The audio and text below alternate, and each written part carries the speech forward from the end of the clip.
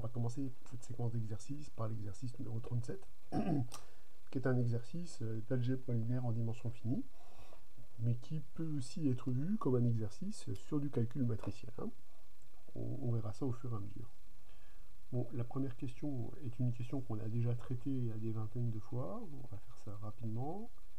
C de f, c'est l'ensemble des applications U appartenant à L de E, telles que U rond F est égal à F rond U. Alors, l'objectif est de démontrer que C de F est un sous-espace vectoriel de L de E. Vu les questions qui suivent, on me demande une base à la dimension de C de F, et ça c'est la dernière question et c'est le but de l'exercice. Ça indique clairement que là il va falloir revenir à la définition de sous-espace vectoriel. Donc on va démontrer effectivement que C de F est un sous-espace vectoriel de L de E en revenant à la définition, et ça compte tenu des questions qui suivent. Donc déjà, première chose, C de F est déjà inclus dans L de E, ça c'est évident dans le sens où c'est la définition, puisque C de F est par définition l'ensemble des endomorphismes de E qui commutent avec F, donc il faut déjà être endomorphisme de E. L'ensemble C de F n'est pas l'ensemble vide. Alors, il contient l'identité, la fonction F, mais aussi la fonction nulle. Bon, moi, je vais dire par exemple que F appartient à C de F pour changer un peu. Donc C de F n'est pas l'ensemble vide. Et enfin, dernière propriété, il doit être stable par combinaison linéaire de ces éléments. Bon, effectivement, hein, si vous prenez alpha, bêta dans K, et si vous prenez U et V qui appartiennent au commuteur de F, eh bien, c'est pas très compliqué de voir que alpha U plus bêta V commute avec F, puisque par linéarité de la composition à gauche, cette relation-là donne cette relation-là. Vous pouvez dire aussi que c'est les propriétés dans L2, mais bon, c'est le nom de la propriété. Je sais ici que U commute avec F et que V commute avec F, puisque U et V sont dans le commutant de F.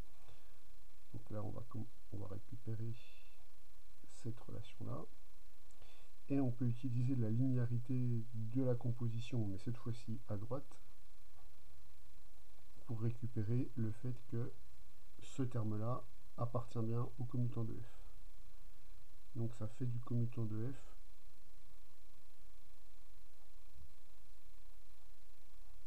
un sous-espace vectoriel, puisqu'il est stable par combinaison linéaire de ces éléments. En sachant que le point important, hein, c'est de voir que comme U et V commutent avec F, on a bien cette relation-là, hein, puisque c'est là l'égalité clé qui permettent de changer la fonction U et la fonction F.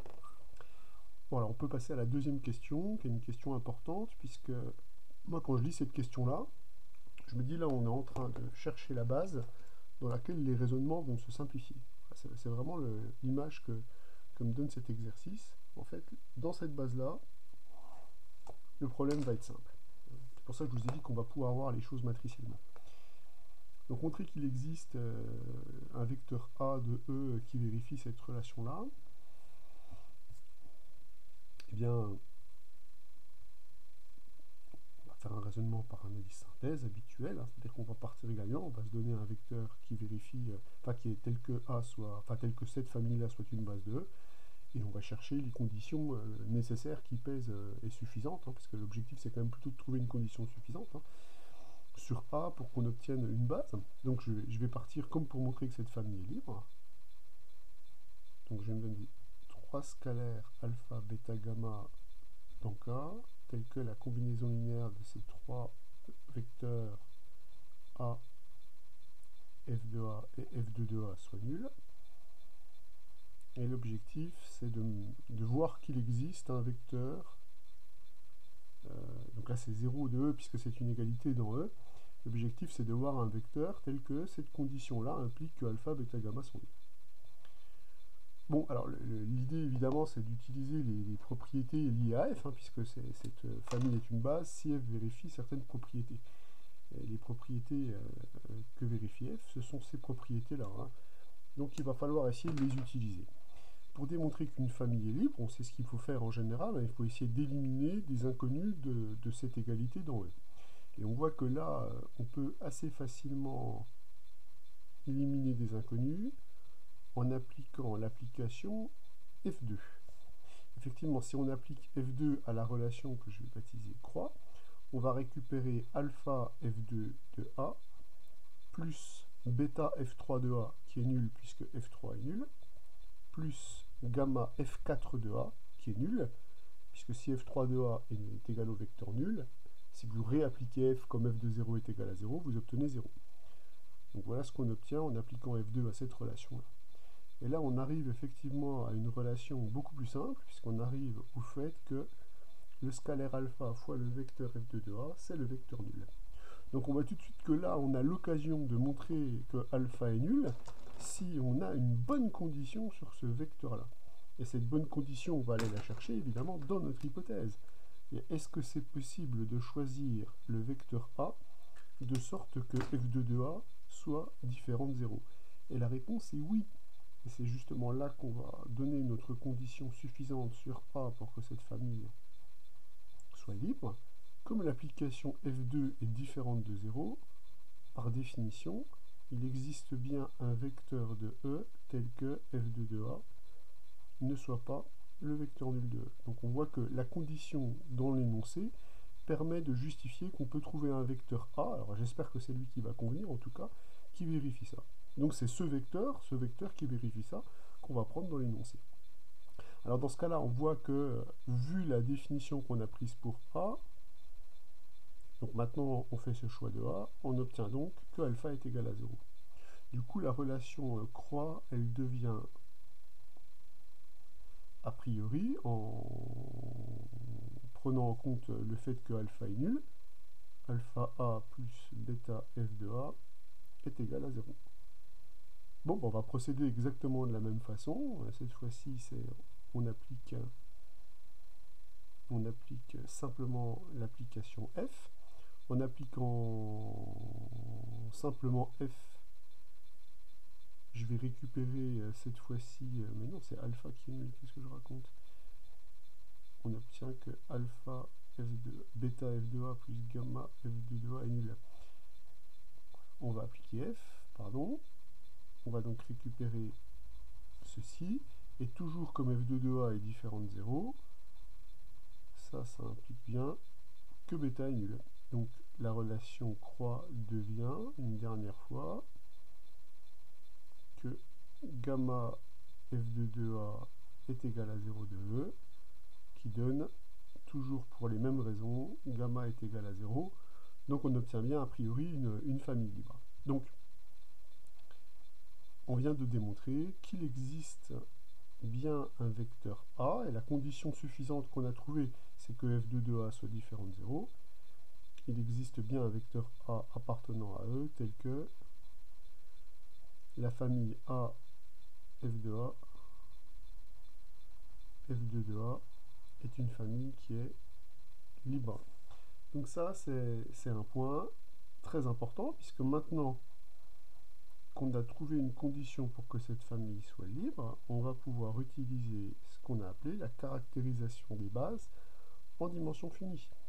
On sait que la dimension de l'espace vectoriel E est égale à 3, et on sait que le nombre de vecteurs de la famille qu'on vient de considérer ici, le nombre de vecteurs de cette famille, c'est 3 également. Donc le cardinal de la famille est égal à la dimension de l'espace vectoriel est égal à 3.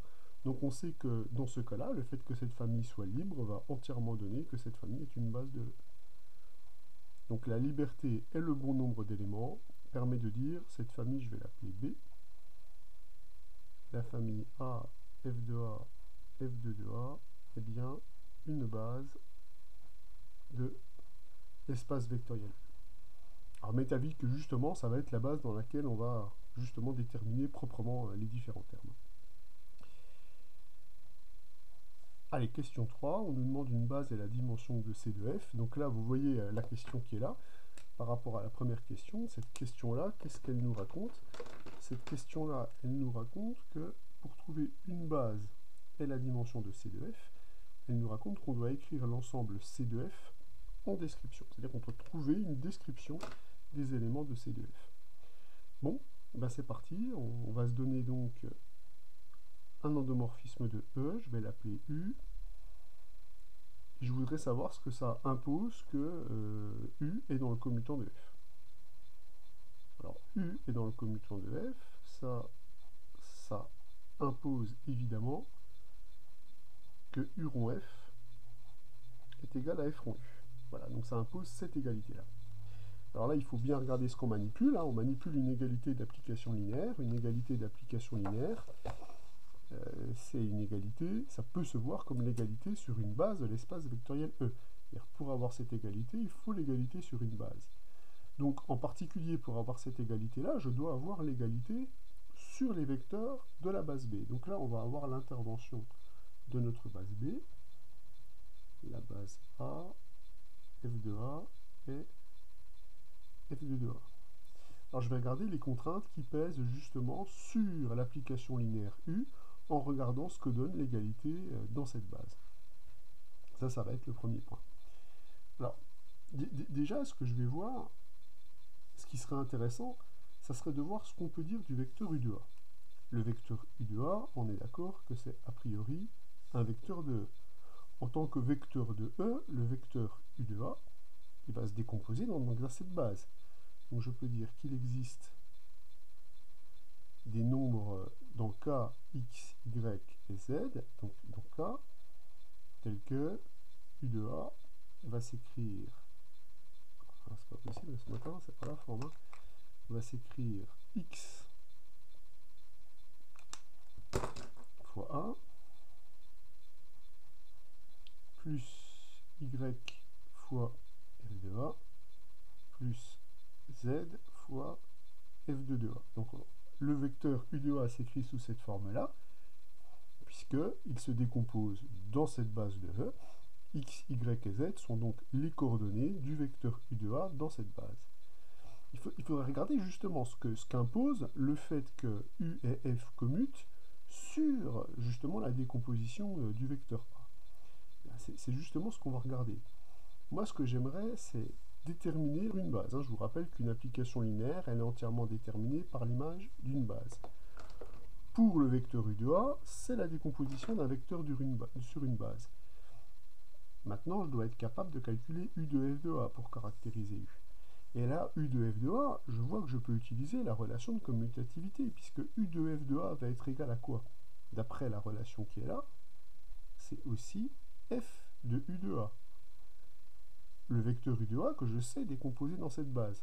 Donc ça va me faire X F de A plus Y F2 de A plus Z F3 de A. Je ne vais pas chercher forcément à simplifier ce vecteur-là, vous allez comprendre pourquoi. Et ensuite, je vais calculer l'image du dernier vecteur. Puisque connaître U, c'est connaître U sur une base, et la base qui se dégage, c'est cette base-là. Donc là, je fais confiance à l'énoncé. Ça, je peux l'écrire F2 de U de A, parce que U commute avec F. Donc s'il commute avec F, il commute aussi avec F rond F. Et quand on applique F2 au vecteur U de A que l'on a décomposé dans la base B, on va donc récupérer donc F2 appliqué à ce vecteur-là, et par linéarité de F2, on récupère X F2 de A plus Y F3 de A plus Z F4 de A. Voilà ce que je récupère. Et là, je m'aperçois en fait que ceci, je vais pouvoir l'écrire phi de A, où a priori l'application phi, c'est l'application X identité de E plus YF plus Z F2. Là, on voit directement que cette égalité-là nous dit que l'application U et l'application phi, phi définie par ce biais-là, eh bien, coïncident au point A. Seulement, si cette application-là et cette application-là coïncident au point A, eh bien, on va aussi obtenir le fait que U et phi coïncident en F de A. Puisque ce vecteur-là, je peux aussi l'écrire phi de F de A. Puisque si vous appliquez cette application à F de A, vous récupérez bien XF de A plus YF de A plus ZF3 de A. Et cette expression-là, je peux aussi voir que c'est phi de F de A. Donc ce qu'on est en train de dire là, c'est que l'application U qu'on a pris quelconque dans le commutant de l'application F, est l'application phi qu'on a construite ici sur mesure. Ces deux applications-là, qu'est-ce qu'on en obtient? On obtient qu'elles coïncident sur la base B qu'on a choisie de E. Donc U et phi coïncident sur B.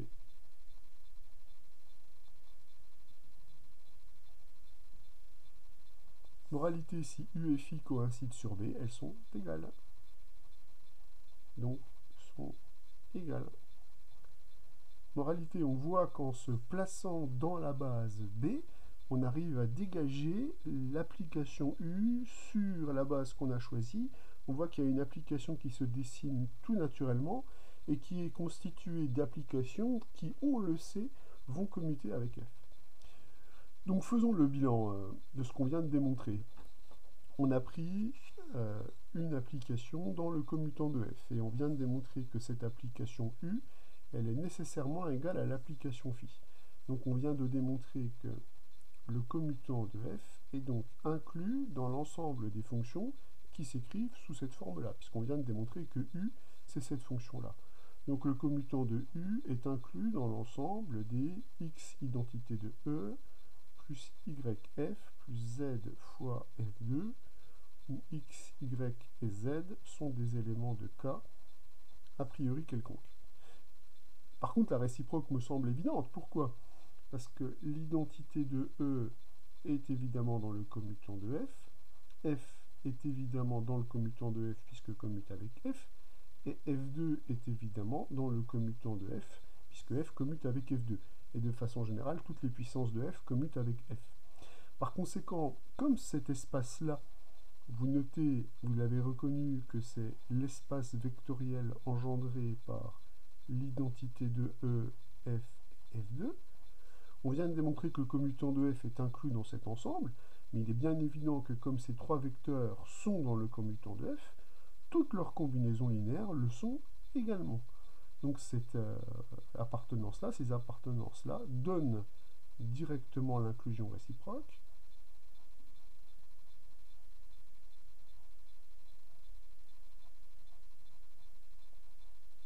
Et ainsi, le raisonnement qu'on a fait en travaillant sur la base B permet de dire que C2F est un sous-ensemble de l'espace vectoriel engendré par ces trois vecteurs.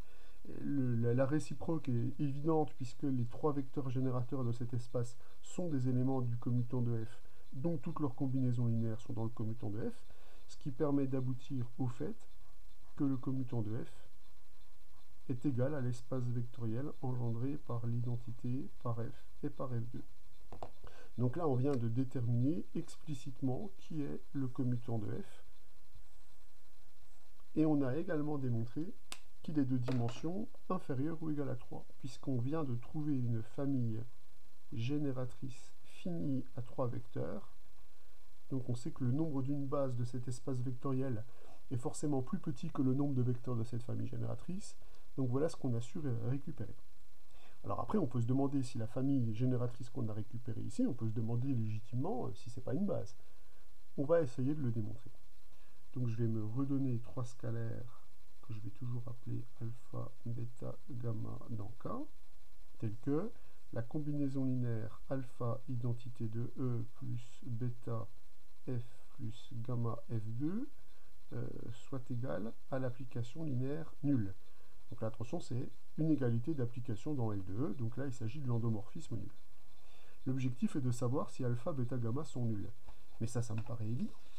Bon, ça me paraît évident parce qu'on a démontré que en choisissant A de cette manière-là, la famille A, F2A, F2A, F2A, F2A est une famille libre.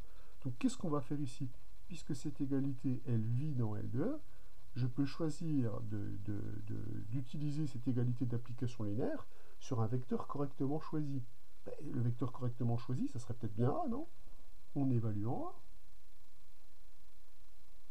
On évalue en A. En évaluant en A, on va récupérer alpha A plus bêta F2A plus gamma F2A est égal au vecteur nul de E. Alors là, c'est bien le vecteur nul de E, puisque je viens d'appliquer la fonction nulle sur A. La fonction nulle, quand vous l'appliquez sur A, vous récupérez un vecteur de E, et c'est le vecteur nul de E. Or, on a déjà vu que cette famille-là était libre.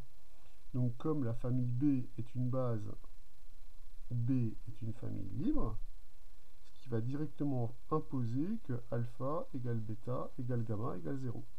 Moralité, on a pris une combinaison linéaire nulle de ces trois vecteurs, on a montré que les scalaires qui interviennent dans cette combinaison linéaire sont nuls, donc on obtient que cette famille, identité de E, F, F2, elle est évidemment génératrice de C2F, mais elle est aussi libre, donc c'est une base de C2F.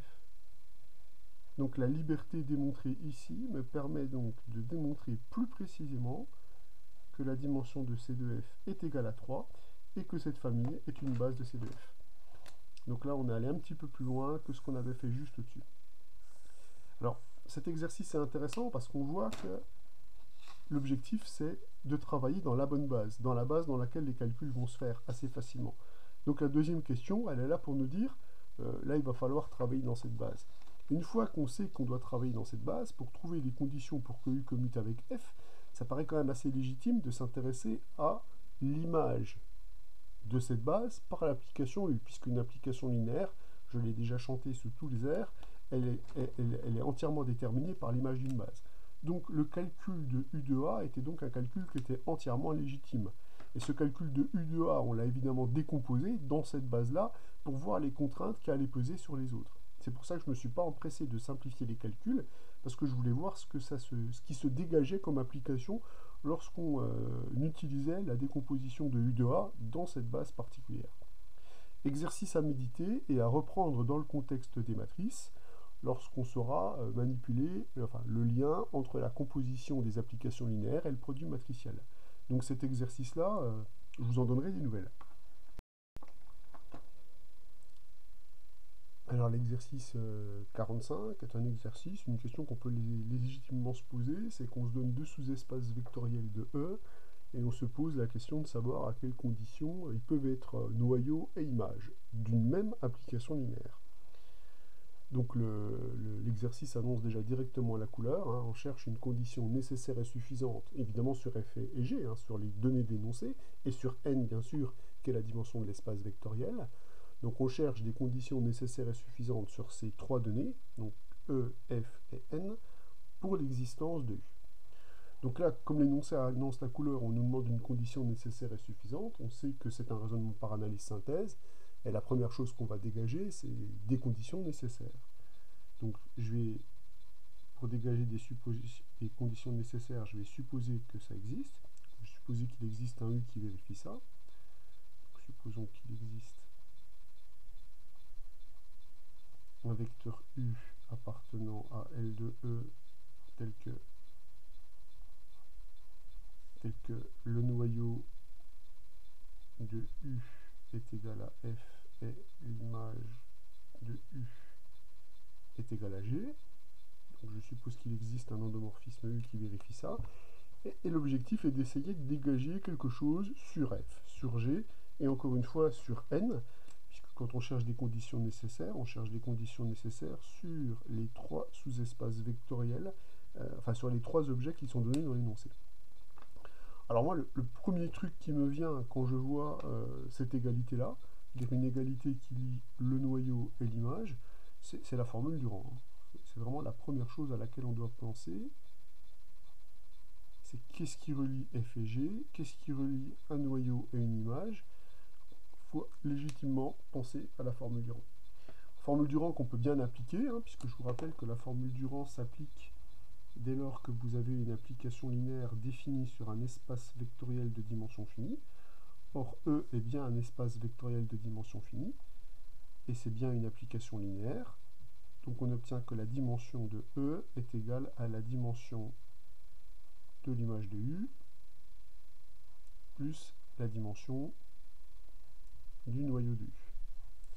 Donc l'objectif, ça va être de voir ce qui se dégage par rapport à l'énoncé. Ça va se dégager facilement, puisque la dimension de E, c'est justement N, la dimension de l'image de U, c'est la dimension de G, la dimension du noyau de U, c'est la dimension de F.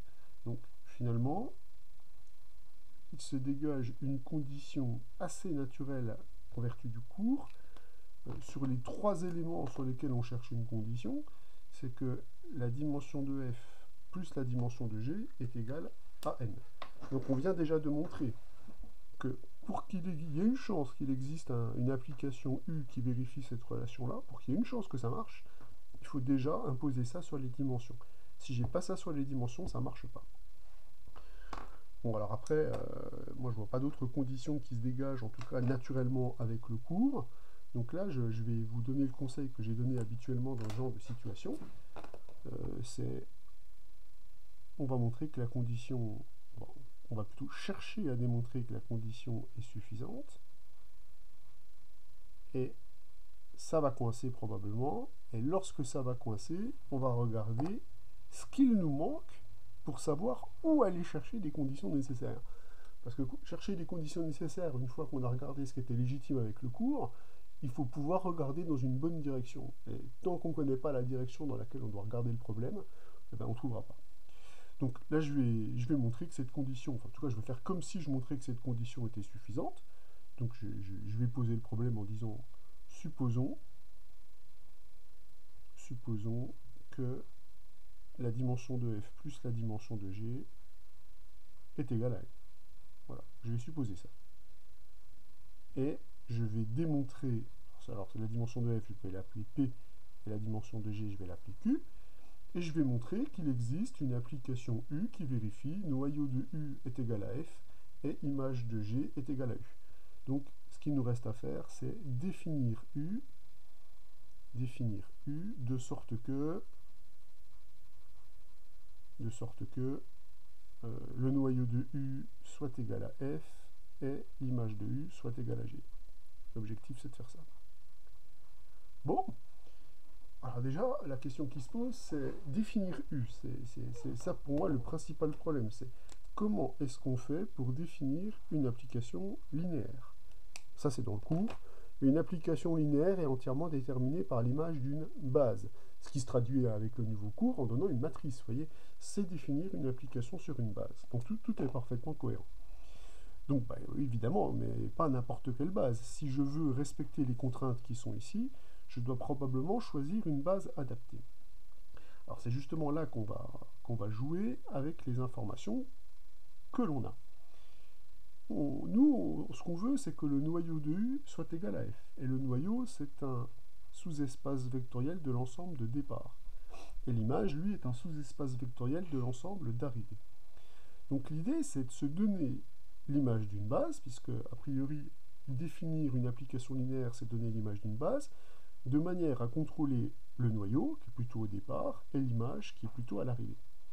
Donc pour contrôler ces deux espaces vectoriels, je vais déjà m'en donner des bases. Donc je vais me donner soit, alors les vecteurs de base au départ, je vais les appeler E1, EP, ça va être une base de F, et je vais me donner soit, alors ici les vecteurs, j'ai dit que j'en avais Q, epsilon 1, epsilon Q, une base de G, hein, sachant que j'ai la relation P plus Q est égal à N, pas que je perde de vue cette relation. Alors, moi ce que je veux déjà, c'est de donner l'image d'une base de l'espace vectoriel de départ avec une condition qui est imposée. Alors je vais respecter un certain code couleur. Pour pouvoir respecter la première condition, il faut que j'envoie les vecteurs E1, EP sur le vecteur nul. Là, je n'ai pas le choix. Cette condition-là, elle provient du fait que je veux définir U de sorte que le noyau de U soit égal à F. Donc là, cette condition-là, j'ai pas le choix. Si je veux que le noyau de U soit égal à F, il faut que j'envoie tous les vecteurs du noyau, enfin de l'espace F sur 0. Donc là, en faisant ça, je sais déjà que l'espace vectoriel engendré par E1EP sera de toute façon dans le noyau de F. Bon, premier point. Deuxième point, pour définir entièrement cette application linéaire, il faut absolument que je reconstitue les vecteurs de l'image, que je ne peux pas reconstituer avec les vecteurs là, puisque eux s'envoient sur 0. Donc ce que je vais faire, c'est que cette famille qui est une base de f, comme c'est une base de f, c'est une famille libre, vue comme famille de vecteurs de e. Donc je peux appliquer le théorème de la base incomplète pour la compléter en une base de e. Puisqu'on sait que toute famille libre se complète en une base de e. En d'une base de E. Donc là, j'ai utilisé un théorème qui s'appelle le théorème de la base incomplète. Et j'ai bien mis en évidence la seule hypothèse de ce théorème, qui est la liberté de la famille. Donc j'utilise ma machinerie à construire des bases adaptées, c'est le théorème de la base incomplète. Dès qu'on parle de base adaptée à construire, il faut s'attendre à utiliser ce genre de résultat. Et donc je vais la compléter, elle va se compléter, donc EP, EP plus 1, etc. jusqu'à EN. Bon, sachant que des vecteurs qui complètent, je sais combien j'en ai, j'en ai Q, puisque je sais que P plus Q est égal à N. Donc là j'ai Q vecteurs, donc je vais envoyer ces vecteurs EP plus 1 jusqu'à EN, et ces vecteurs-là, je dois les envoyer maintenant de façon à faire quoi? Ces vecteurs-là, je dois les envoyer de manière à reconstituer l'image de G. L'image de G dont j'en connais, l'image de U. L'image de U dont j'en connais une base, puisque je dois reconstituer J. Donc ces vecteurs, je vais les envoyer sur epsilon 1, epsilon Q. Et je peux bien faire ça, puisqu'on a vu que des vecteurs ici, j'en avais exactement Q, et des vecteurs de base pour G, j'en ai aussi exactement Q. Alors là, par contre, j'ai plus la main sur cette application linéaire. C'est-à-dire que cette application linéaire, elle est entièrement déterminée puisqu'on vient de définir, on vient de déterminer l'image d'une base. Donc étoile, la relation étoile définit, ça c'est évidemment le point important, entièrement U, puisque l'on a donné l'image d'une base. Puisque l'on a donné l'image d'une base de E. Donc déjà, mon application U, elle est entièrement déterminée. Maintenant, est-ce qu'elle vérifie bien le cahier des charges qu'on voulait imposer? Alors moi, je vais regarder déjà ce qui est le plus facile compte tenu du contexte. Vu que je viens de donner l'image d'une base, le plus facile, c'est de maîtriser l'image de U. Puisque l'image de U, vous vous rappelez de la musique, c'est l'espace vectoriel engendré par l'image des vecteurs de base. Donc c'est l'espace vectoriel engendré par ces vecteurs-là. Or, l'image des vecteurs de base de E1 jusqu'à EP, c'est le vecteur nul. Donc là, je vais récupérer une flopée de vecteurs nuls, P. Et l'image des derniers, ça va me donner epsilon 1 jusqu'à epsilon Q. Il n'y a qu'à regarder comment on l'a défini cette fonction. Comme les vecteurs qui sont ici sont des vecteurs inutiles dans la famille génératrice, je peux donc les supprimer. Ce qui me permet de dire que l'image de U, c'est l'espace vectoriel engendré par epsilon 1, epsilon Q. Or, epsilon 1, epsilon Q, c'est une base de G. Donc j'obtiens que l'image de U, c'est G. Donc là, cette application U qui est entièrement déterminée parce qu'on a donné l'image d'une base, elle vérifie déjà un premier élément intéressant, l'image de U est égale à G. Si par bonheur le noyau de U est égal à F, c'est terminé. Mais si je regarde maintenant la partie en rouge là, qu'est-ce que je peux dire? Je peux dire que les vecteurs de E1 jusqu'à EP sont des vecteurs qui sont dans le noyau de U, puisqu'ils s'envoient sur 0. Donc je peux dire que le noyau de U, il va contenir tous ces vecteurs-là et donc toutes leurs combinaisons linéaires. Donc j'obtiens que l'espace vectoriel engendré par E1 jusqu'à EP est malheureusement juste inclus dans le noyau de U. Je ne peux pas dire plus. Donc ceci est inclus dans le noyau de U. Donc je récupère que F est donc inclus dans le noyau de U. Voilà, ce qu'il me faudrait maintenant, c'est pas une inclusion, c'est une égalité. Où est-ce que je vais aller chercher cette égalité? Dans l'égalité des dimensions, puisque je maîtrise les dimensions. Pourquoi je maîtrise les dimensions? Bien, je sais que la dimension du noyau de U, par la formule du rang, c'est n moins le rang de U. Or, le rang de U, je peux le calculer, c'est la dimension de cet espace vectoriel, c'est Q. C'est donc n moins Q. Or, n moins Q, je sais que c'est égal à P, puisque par définition, P plus Q est égal à n. Donc je viens de démontrer que la dimension du noyau de U, c'est P. Mais P, c'est aussi la dimension de F, puisque E1, EP est une base de F. Donc ceci est aussi la dimension de F. C'est aussi parce que c'est ce qu'on avait fixé. J'obtiens donc que la dimension de F est égale à la dimension du noyau de U. Donc comme j'ai cette inclusion-ci est l'égalité des dimensions, j'ai donc l'égalité. Donc on vient bien de montrer que l'application qu'on a construite par ce biais, pas à pas, en voulant respecter exactement les conditions de l'énoncé, eh bien cette application-là vérifie bien l'égalité que l'on voulait. Moralité, est-ce qu'il y a d'autres conditions nécessaires à ajouter pour pouvoir montrer qu'il existe une application linéaire dont le noyau est égal à f et l'image égale à g? Eh bien non. En fait, on vient de démontrer que cette condition qui était nécessaire, elle est également suffisante, puisqu'on a été capable de créer une application linéaire qui vérifiait le cahier des charges.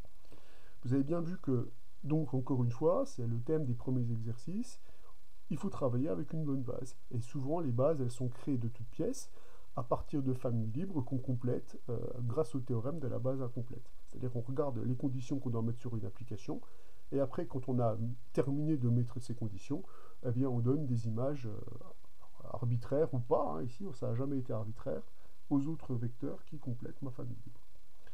Un exercice qui n'est pas très facile, mais qui permet de voir à quoi servent tous les éléments que l'on a travaillés en cours.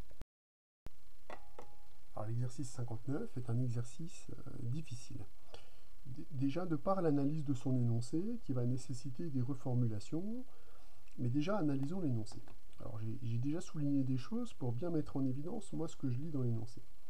Donc on se donne un espace vectoriel E, on suppose qu'il existe un vecteur de E de sorte que cette famille soit une base de E. Donc on récupère par ce biais que E est un espace vectoriel de dimension n, hein, puisqu'il possède une base qui possède n vecteurs.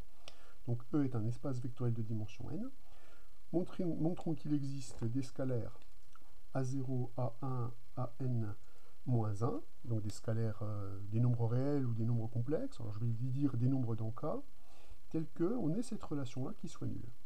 Alors déjà, c'est pas facile, on a montré l'existence de scalaires, donc ça, il faut essayer de voir comment on peut montrer l'existence de scalaires en dimension finie. Il y a des contextes qui s'y prêtent, mais pour l'instant, ça apparaît pas très clairement. Et ensuite, on pose la question, a-t-on f appartient à g avec 2? Bon. Alors moi, il y a un truc qui me frappe dans l'énoncé, je ne sais pas vous si ça vous a frappé quand vous avez lu, mais c'est que ce que j'ai à démontrer, ça ne dépend pas du tout de x0. Mais pas du tout. Donc déjà, ça c'est le premier truc surprenant. La deuxième chose que je vois, c'est que ce que j'ai à démontrer, c'est que ce que j'ai à montrer, c'est une égalité d'application linéaire. Et on sait que montrer une égalité d'application linéaire, c'est travailler sur une base. Donc déjà, le tableau me semble pas si pourri, puisque ce que je dois démontrer finalement, j'ai juste à le vérifier sur une base, sous réserve justement de mettre en évidence CA0, A1, AN. Ceux-là, c'est les premiers. Ça sera probablement les plus difficiles à faire apparaître, mais une fois qu'on les aura fait apparaître, normalement, la vérification est une simple vérification. Et en plus, on me donne la base dans laquelle je dois effectuer cette vérification. Bon, allez, bah c'est parti. Donc la première chose que je vais faire, c'est reformuler le problème. Le problème écrit comme ça ne me plaît pas trop. Moi, ce que j'aime bien en général, c'est mettre ce qui est inconnu d'un côté et ce qui est connu de l'autre. Donc, moi, j'aurais préféré que la question soit, et je vais la reformuler, montrer qu'il existe des scalaires tels que Fn s'écrivent comme combinaison linéaire de ces applications linéaires. C'est-à-dire Fn est égal à A0 identité plus A1F plus AN-1 Fn-1. Vous allez me dire, pour avoir ça, il suffit de passer ce terme de l'autre côté. Ce que je vais donc faire, c'est-à-dire moi, ce que je voudrais montrer, c'est montrons, ce que j'aimerais reformuler, c'est de dire donc de montrons que, en fait, l'application Fn appartient à l'espace vectoriel engendré par l'identité de E, F jusqu'à Fn-1. C'est ce que j'aimerais. Puisque montrer que Fn est combinaison linéaire de ces applications, c'est démontrer ça. Voilà. Donc ça, c'est déjà le problème tel qu'il est posé. C'est-à-dire, autrement dit, si je fais apparaître les scalaires, donc autrement dit, ce que j'aimerais montrer, c'est qu'il existe des scalaires alpha 0, alpha n-1, donc tels que Fn va être égal à alpha 0 fois l'identité de E, plus etc., plus alpha n-1 fois Fn-1. Donc voilà, je préfère que ce soit reformulé comme ça, ce qui est inconnu d'un côté, ce qui est connu de l'autre. Alors, je me dis déjà, pour qu'on ait cette fameuse égalité entre applications linéaires, pour démontrer qu'il existe une égalité de ce type, ça voudrait donc dire que ces deux applications, elles doivent coïncider au minimum sur une base. Or, on sait que pour que deux applications linéaires coïncident sur deux applications linéaires soient égales, elles doivent coïncider sur une base, et quitte à faire, autant regarder la base de l'espace de départ. Donc moi déjà, si je dois trouver des scalaires qui vérifient ce type-là, je dois avoir déjà une égalité de ce type en f de x0. Ce qui me conduit donc tout naturellement, pour voir apparaître ces termes-là, de calculer cette application sur le premier vecteur de base pour voir ce qui se dégage. Cette application doit se révéler ici. Donc je calcule fn de f de x0. Alors, ce que j'obtiens par simplification, c'est fn plus 1 de x0. Et là, je m'aperçois qu'fn plus 1 de x0, c'est le premier vecteur itéré par f de x0 qui n'appartient pas à cette base. Donc ce vecteur-là est un gentil vecteur de E. Comme tout vecteur de E, il va se décomposer dans cette base. Donc je décompose ce vecteur dans la base, puisque B ici est une base de E. B, c'est la base que je considère là. Donc je peux dire, oh là là, ça y est, qu'il existe, et je vais prendre le risque de leur donner ce nom-là. Il existe alpha 0, alpha 1, alpha n-1, donc des scalaires, qui vont être en fait les coordonnées de ce vecteur 2 dans la base qui est là, donc tel que, eh bien tel que fn plus 1 de x0 va donc être égal à alpha 0 f de x0 plus alpha 1 f2 de x0 plus etc. jusqu'à alpha n-1 fn de x0.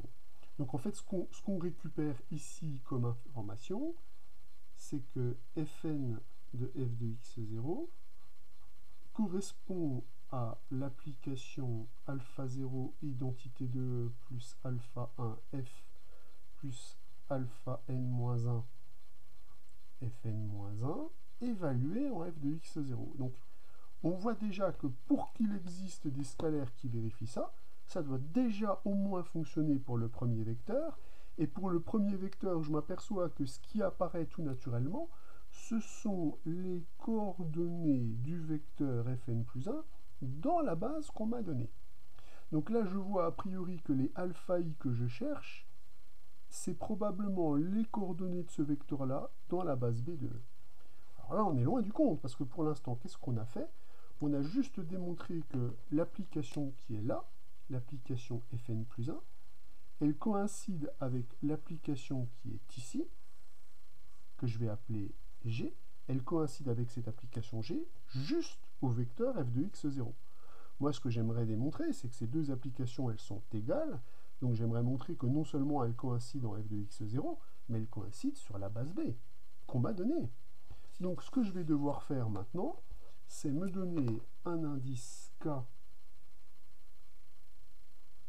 qui appartient à l'intervalle d'entier 1, n, et montrer que quand je calcule fn de fk de x0, j'obtiens le même résultat que quand je calcule ce terme-là en fk de x0. Bon, bah alors c'est parti, on va calculer ça. Déjà, quand je calcule ça, je vais récupérer fn plus k de x0. Donc je récupère cette expression-là. Moi, je dois faire apparaître le vecteur fn plus 1, puisque c'est le vecteur fn plus 1 qui permet de faire le lien avec l'application G. Donc ce que je vais faire ici, c'est que je vais le faire apparaître, je vais forcer son apparition comme accoutumé. Donc j'ai intérêt à le faire apparaître à l'intérieur pour pouvoir avoir une composition plus facile. Donc j'aimerais savoir combien de fois il faut que j'applique f ici pour récupérer l'expression qui est là. Bah, il faut que j'applique f k-1 fois pour pouvoir récupérer cette expression. Alors il faut que je fasse attention à ce que k-1 doit être un entier naturel, hein, puisque je ne sais justement pas que f est un automorphisme. Mais k est compris entre 1 et n, donc k-1 est compris entre 0 et n-1. Ouf, on a bien ici une application qui est définie et qui ne nécessite pas le fait que l'application f soit objective. Je vais utiliser maintenant ce que je sais sur fn plus 1 de x0 pour faire intervenir les vecteurs qui sont ici. Donc je vais récupérer fk-1 fois alpha 0 f de x0 plus etc.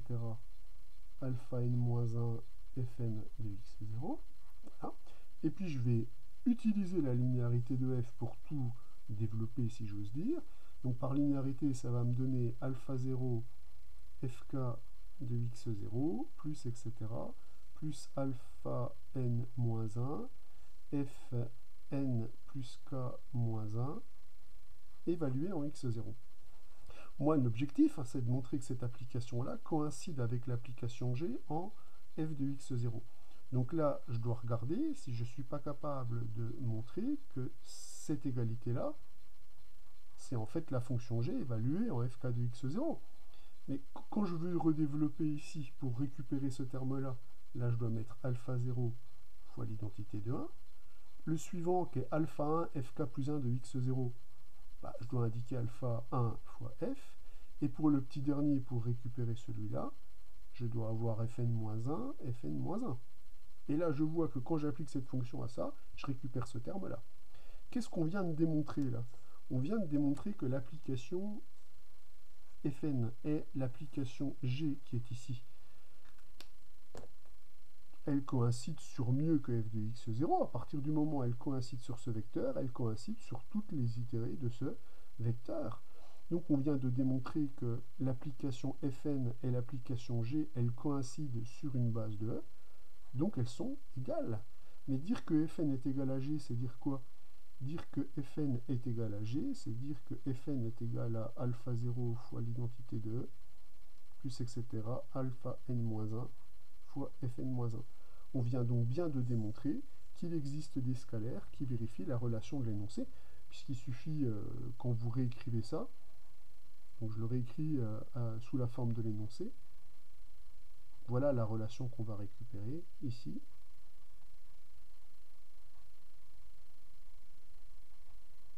Ça, c'est égal à la fonction nulle.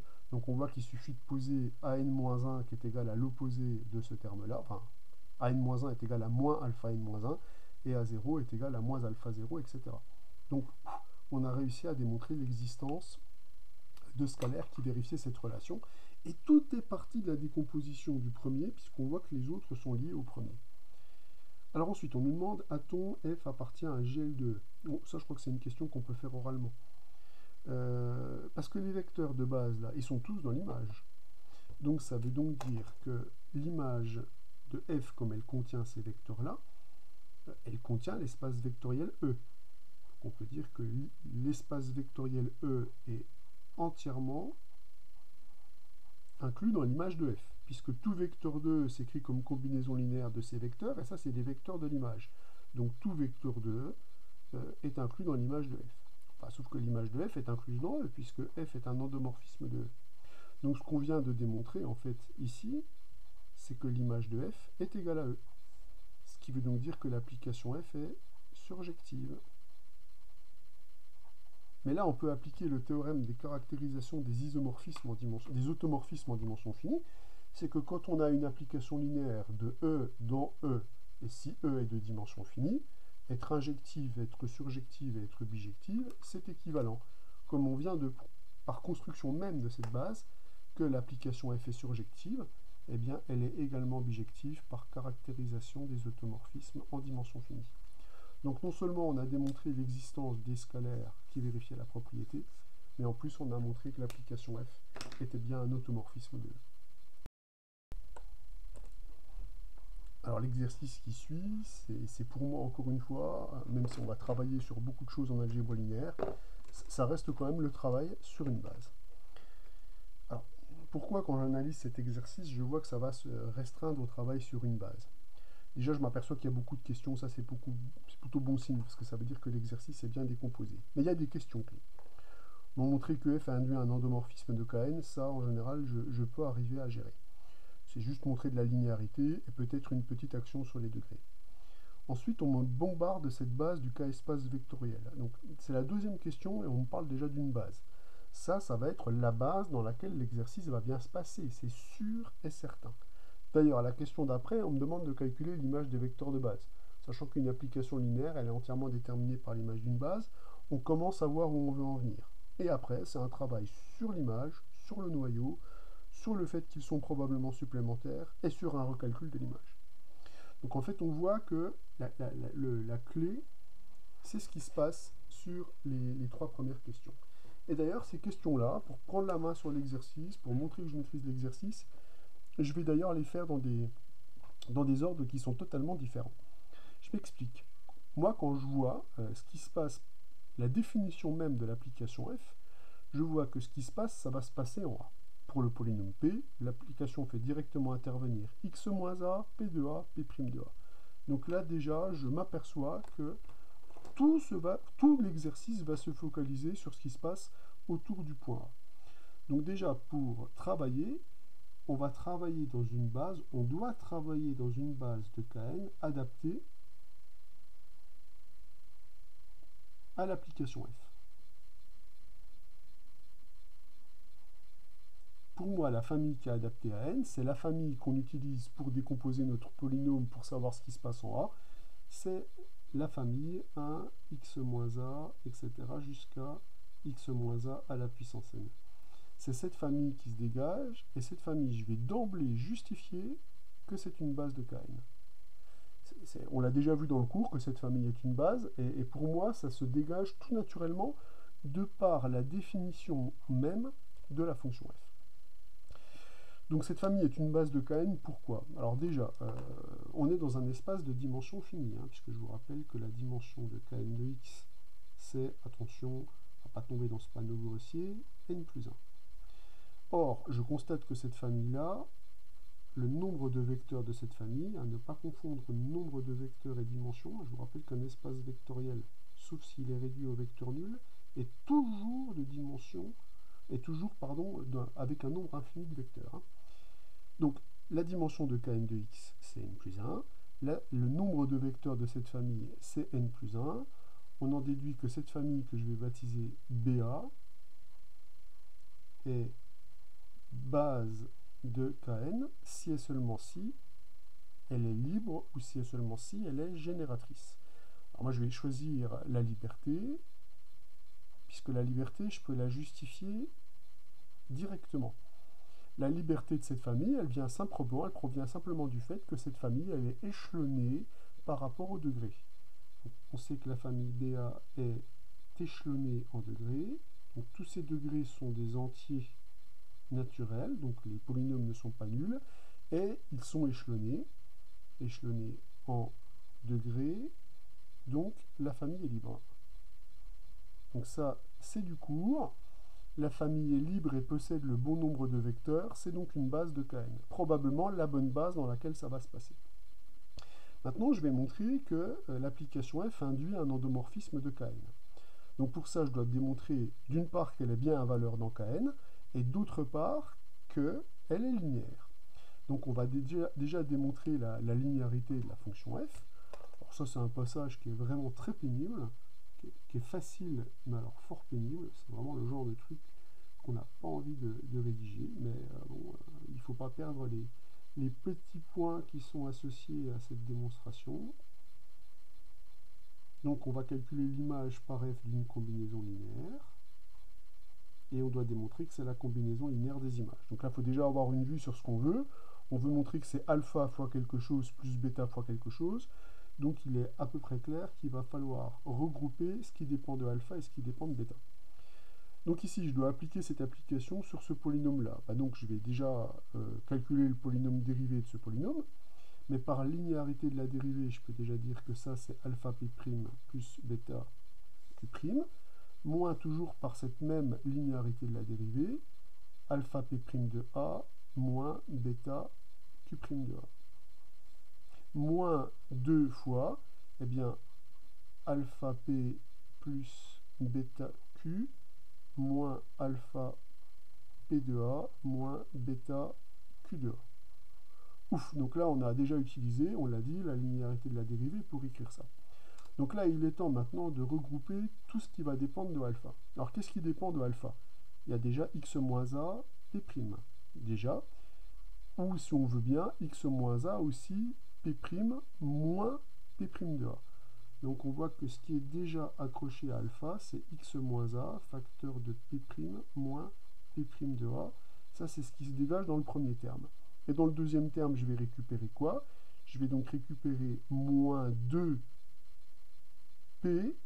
moins 2, plutôt plus 2, p de a.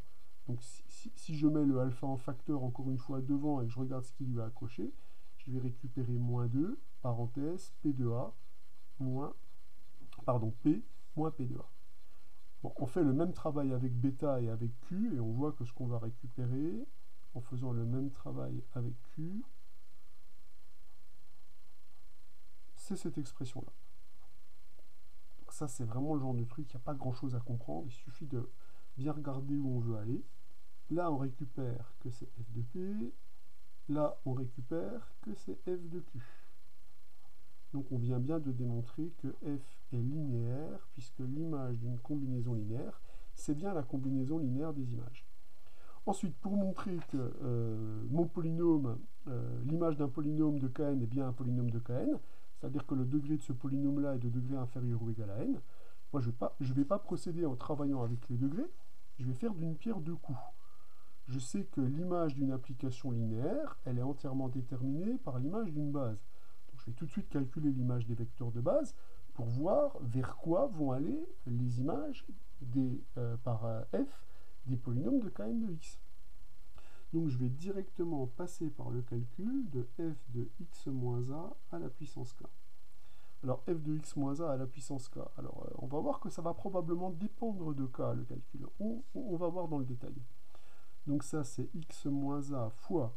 Alors déjà P', effectivement le calcul de P' ne va pas être le même selon que k soit nul ou supérieur ou égal à 1. Puisque je sais que la dérivée du polynôme x moins a, donc je vais écrire un truc que j'aime pas trop, mais là dans les polynômes ça a plus de sens.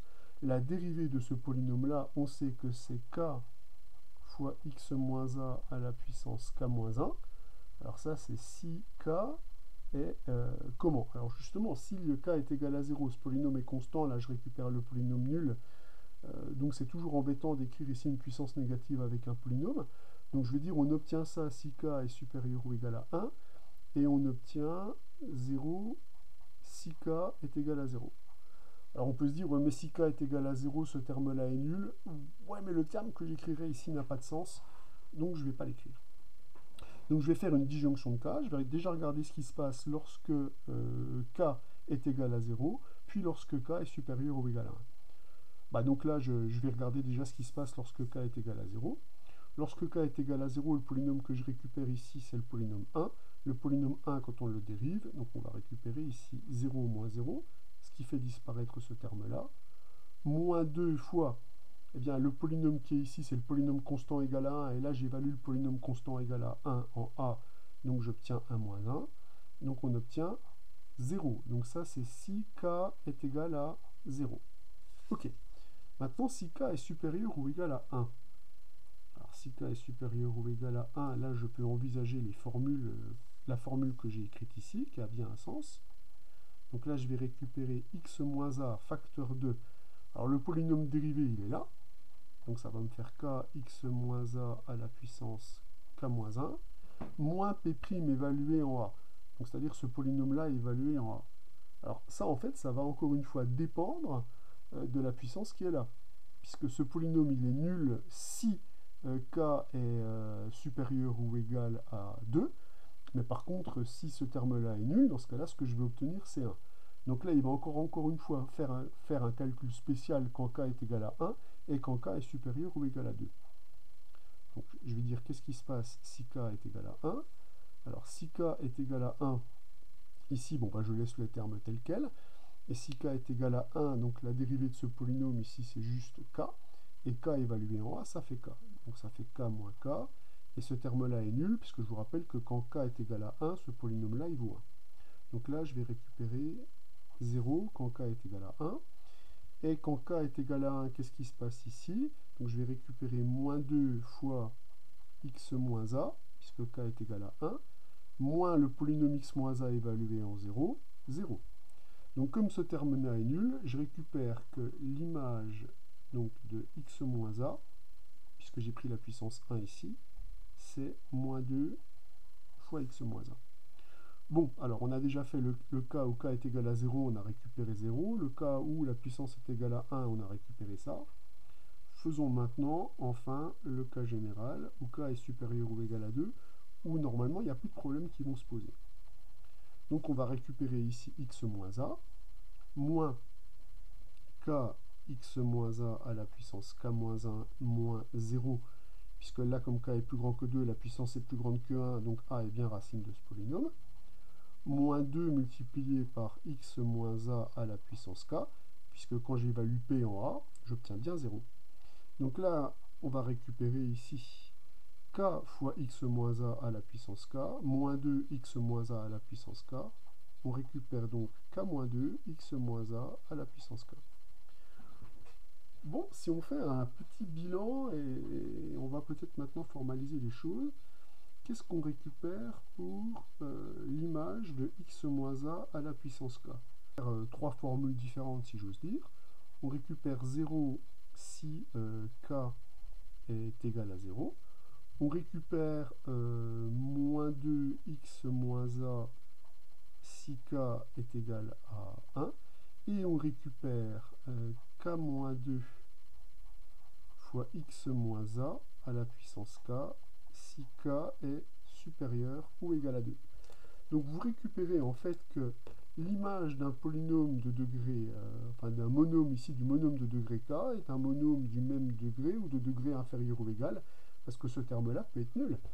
Donc là, si vous regardez bien ce qu'on vient de démontrer, j'ai l'impression qu'on vient de faire d'une pierre un nombre de coups incalculable. Je m'explique. L'objectif était de démontrer que c'était un endomorphisme. Donc que l'image de f est incluse, l'objectif est de montrer que l'image de f est incluse dans Kn de x. Mais l'image de f, on sait que comme f est linéaire, c'est l'espace vectoriel engendré par les vecteurs l'image des vecteurs, l'image d'une base. L'image de la base, on l'a donnée ici. Donc on va récupérer que l'image de f, c'est l'espace vectoriel engendré par 0, moins 2 fois x moins a. Le terme pour k égale 2, ça fait 0. Le terme pour k égale 3, x moins a à la puissance 3, etc. K égale 4, 2x moins a à la puissance 4, etc. jusqu'à le terme pour k égale n, n moins 2, x moins a à la puissance n. Voilà ce qu'on peut dire de l'image. Alors, à l'évidence, cet espace vectoriel-là est inclus dans Kn de x, puisque l'image de f est constituée de combinaisons linéaires de ces polynômes, qui sont des polynômes de degré inférieur ou égal à n. Donc là, qu'est-ce qu'on vient de démontrer? Là, vous allez voir, c'est la cascade. 1. On vient de démontrer que f est un endomorphisme de Kn, puisqu'elle est linéaire, et qu'on voit que l'application f est bien à valeur dans Kn de x, puisque l'image de f est incluse dans Kn de x. Donc voilà ce qu'on vient de démontrer. 2. On vient de constater que la matrice de f dans cette base est diablement simple, ce qui permet de se convaincre que c'est clairement la bonne base dans laquelle on est en train de travailler. Je m'explique. Si je forme la matrice de f dans cette base, ça nous fera travailler un peu des matrices, ce qui ne nous fera pas de mal. On sait qu'on va mettre ici en colonne les images des vecteurs de base, ces images qui sont exprimées dans la base 1, x moins a au carré, x moins a au cube, je vais en mettre pas mal, jusqu'à x moins a à la puissance n. Ça va ressembler à quoi? Là, je vais mettre les images de ces vecteurs. f de 1, on a démontré qu'il était nul. Donc là, je vais récupérer des composantes qui sont nulles. f de x moins a. F de x moins a, on a montré que c'était moins 2 fois x moins a. Donc ça va me faire 0 ici, moins 2, puis que des 0. F de x moins a au carré. Ah, lui, on a montré qu'il était nul aussi, hein, puisque dans le calcul qu'on a fait, on a montré que c'était k moins 2, x moins a à la puissance k. Donc là, on va récupérer encore une fois que des 0, etc. F de x moins a au cube. Alors, je ne l'écris pas le vecteur parce que j'ai plus la place, mais j'écris quand même ses composantes. Donc, quand on écrit f de x moins a au cube, on va récupérer, on l'a déjà vu ici, hein, f de x moins a au cube pour k égale 3, ça fait 3 moins 1, donc 1x moins a au cube. Donc là, on est reparti sur quelque chose comme ça. Et l'image du petit dernier, c'est n-2 x moins a à la puissance n. Donc voilà ce qu'on récupère. Donc en fait, on récupère que la matrice de f dans cette base, elle est diablement simple. Vous avez remarqué que c'est une matrice diagonale. Dans nos critères de beauté, c'est difficile de faire mieux, hein. Donc c'est une matrice diagonale dont les coefficients diagonaux vont ressembler à quelque chose, enfin c'est même pas vont ressembler, ça va être exactement ça.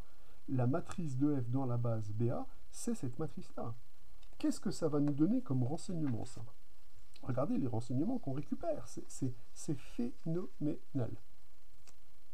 Déjà, je récupère immédiatement, grâce à la relation qui est ici, que l'image de f, si j'élimine les vecteurs inutiles dans la famille génératrice, j'en ai deux, le vecteur nul qui est ici, le vecteur nul qui est ici. Donc je récupère que l'image de f, c'est l'espace vectoriel engendré par x-a, x-a au cube, x-a à la puissance 4, etc. jusqu'à x-a à la puissance n. Alors je peux bien ici supprimer les constantes, parce que vous vous rappelez que les opérations élémentaires sur les vecteurs permettent d'obtenir une famille génératrice.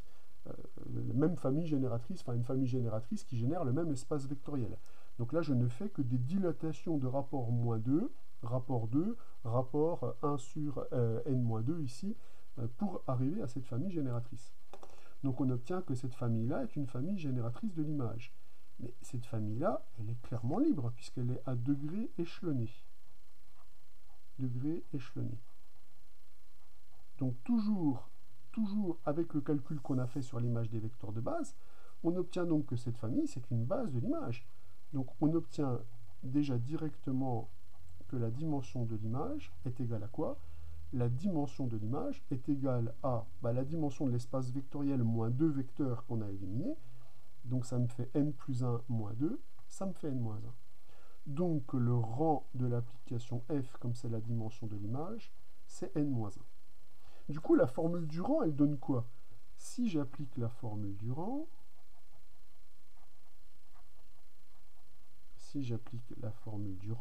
je vais récupérer que la dimension du noyau de f est égale à la dimension de l'espace vectoriel Kn, donc n plus 1, moins le rang de f, donc moins n moins 1.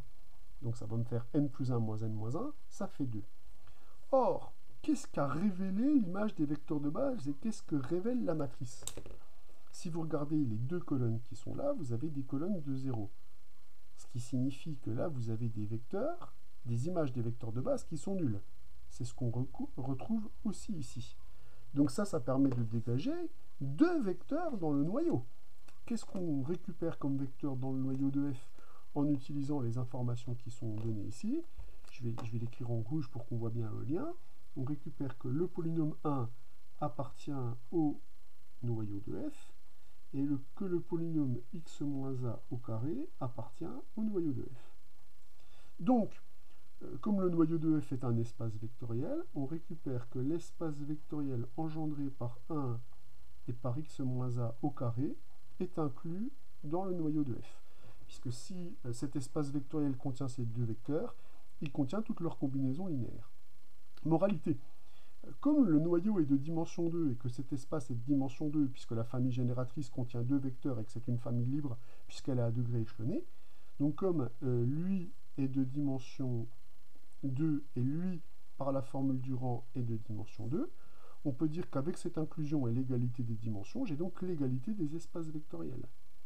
Je récupère donc le noyau de f, c'est l'espace vectoriel engendré par 1 et x moins a au carré.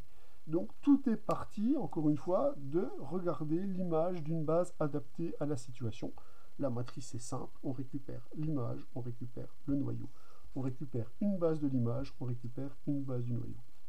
Donc là, pour l'instant, on a réussi à montrer la partie endomorphisme, on a réussi à récupérer la matrice, on a réussi à récupérer une base de l'image, on a réussi à récupérer une base du noyau sans calcul. Est-ce que par hasard, on ne pourrait pas démontrer ça aussi sans calcul? Mais oui, c'est même que du blabla. Qu'est-ce qu'on a comme caractérisation possible de sous-espaces vectoriels supplémentaires? Les bases. On a vu qu'une façon de montrer que deux sous-espaces vectoriels étaient supplémentaires, c'était quoi? C'était de dire que si j'arrive à montrer qu'en réunissant une base du premier et une base du deuxième, j'obtiens une base de Kn, ces deux sous-espaces vectoriels sont supplémentaires. Mais vous remarquez qu'en prenant cette base de noyau et cette base de l'image, je récupère la base BA qu'on a ici. Donc, si en réunissant une base du noyau et une base de l'image, j'obtiens une base de l'espace vectoriel Kn, on sait que ces deux sous-espaces vectoriels-là sont directement supplémentaires. Donc, sans l'ombre d'un calcul, on vient aussi de récupérer cette partie-là. Donc, il ne nous reste plus finalement qu'à démontrer que l'image, c'est l'ensemble des vecteurs qui s'écrivent sous cette forme-là. Mais ça, c'est la formule de Taylor. Ça, j'ai l'impression qu'on n'a pas besoin d'écrire non plus, puisque la formule de Taylor dit quoi? La formule de Taylor dit que tout polynôme de degré inférieur ou égal à n s'écrit comment? Tout polynôme de degré inférieur ou égal à n s'écrit, formule de Taylor exacte sur les polynômes, sous cette forme-là. Alors je vais écrire le suivant quand même, parce que justement il va avoir son importance. Donc là c'est une dérivée seconde, plus, etc., jusqu'à la dérivée nième de p en a, sur factoriel n x moins a à la puissance n. Donc je vous rappelle que, comme le degré de p est inférieur ou égal à n, ici cette formule de Taylor est une égalité, il n'y a pas de reste, hein, c'est une formule de Taylor exacte. Donc là j'ai décomposé un polynôme quelconque de l'espace vectoriel E. À quelles conditions il est dans l'image? La condition pour qu'il soit dans l'image, c'est que sa composante ici, par rapport à x moins a, est... pardon, je dis n'importe quoi. Il est dans l'image si et seulement si. Je me trompe de relation. Donc il est dans l'image si et seulement si, vu la base de l'image, j'entends. Hein. Il est dans l'image si et seulement si. La composante par rapport au polynôme 1 et la composante par rapport au terme x moins a au carré est nulle, puisque ces vecteurs-là sont des vecteurs qui sont dans le noyau de f. Je vous rappelle que les autres vecteurs sont dans l'image. Donc si je prends un polynôme qui est dans l'image de f et que je le décompose, sa composante par rapport au noyau est nulle. Donc ça veut dire que ce que je vais récupérer ici est nul. Et ceci est nul si et seulement si les scalaires de cette combinaison linéaire sont nuls, puisque cette famille, c'est une base. Donc moralité, mon polynôme est dans l'image si et seulement si p de a est égal à p seconde de a est égal à 0. Donc là, vous avez vu que le point clé, le centre de l'exercice, c'est de trouver la base dans laquelle tout va s'exprimer hyper simplement. Donc ici, la base, on vous la donne quand même très rapidement dans l'exercice. Moi, je l'ai même fait intervenir le plus tôt possible. Et on peut voir à quel point c'est une bonne base, puisqu'on voit que la matrice de f dans cette base est une matrice qui a tous les critères de beauté qu'on a mis dans le cours sur les matrices. C'est une matrice qui a des zéros quasiment partout et qui en plus a la structure d'être diagonale. Donc voilà un exercice qui vient vous montrer que quand on travaille dans une bonne base, tout s'exprime très simplement. Donc réfléchir à savoir dans quelle base on va travailler, c'est pas mal, hein.